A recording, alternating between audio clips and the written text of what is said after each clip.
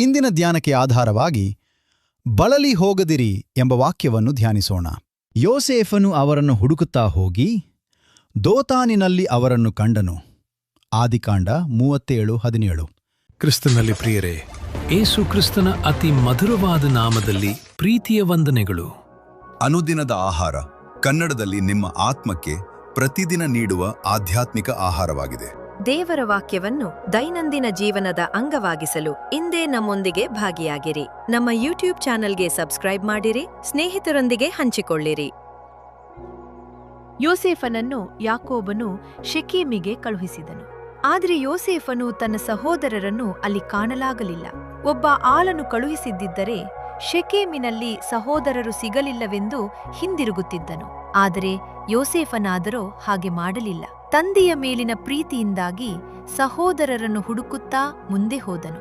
ಅಪೋಸ್ತಲನಾದ ಪೌಲನು ಸಹ ಕ್ರಿಸ್ತನ ಪ್ರೀತಿ ನನ್ನನ್ನು ಒತ್ತಾಯಪಡಿಸುತ್ತದೆ ಎಂದು ಹೇಳುತ್ತಾನೆ. ಅವನು ತನ್ನ ಪ್ರಾಣವನ್ನು ಲೆಕ್ಕಿಸದೆ ಅನೇಕ ಮಿಷನರಿ ಸ್ಥಾವರಗಳಿಗೆ ಹೋದನು. ಅನೇಕರನ್ನು ಸಂಧಿಸಿ ಕರ್ತನ ಬಳಿಗೆ ತರಬೇಕೆಂಬುದೇ ಆತನ ಗುರಿಯಾಗಿದ್ದಿತ್ತು. ಒಮ್ಮೆ ಯೇಸು ಹೀಗೆ ಹೇಳಿದನು, ಒಬ್ಬನು 1 ಮೈಲು ದೂರ ಬಾ ಎಂದು ನಿನ್ನನ್ನು ಒತ್ತಾಯ ಮಾಡಿದರೆ ಅವನ ಸಂಗಡ 2 ಮೈಲು ಹೋಗು ಎಂದು.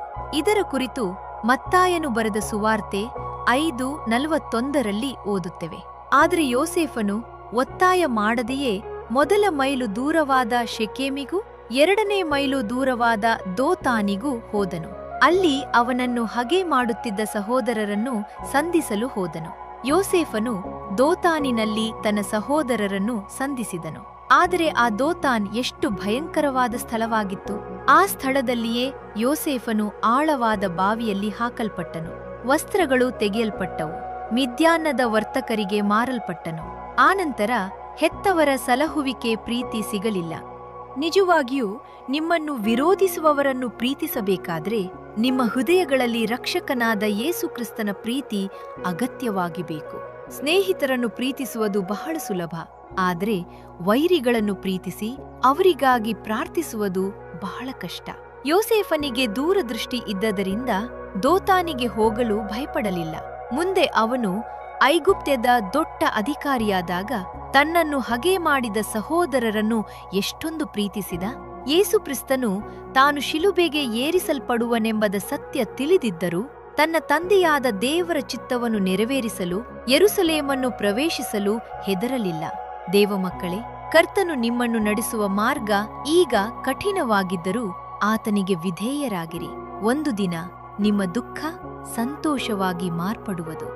ನೆನಪಿಗೆ, ನೀವು ನನ್ನನ್ನು ಹಾಗೆ ಮಾರಿದ್ದಕ್ಕಾಗಿ ವ್ಯಸನಪಟ್ಟು ದುಃಖಿಸಬೇಡಿರಿ.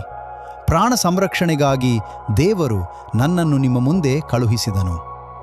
ಈ ವಾಕ್ಯಗಳ ಪ್ರಕಾರ ನೀವು ತಾಳ್ಮೆಯಿಂದ ಕ್ರಿಸ್ತನಲ್ಲಿ ಕಾದಿರುವಿರಾದರೆ ಖಂಡಿತವಾಗಿ ಉನ್ನತ ಸ್ಥಾನವನ್ನು ಹೊಂದಲು ಆತನು ಶಕ್ತಿಯುಳ್ಳವನಾಗಿದ್ದಾನೆ.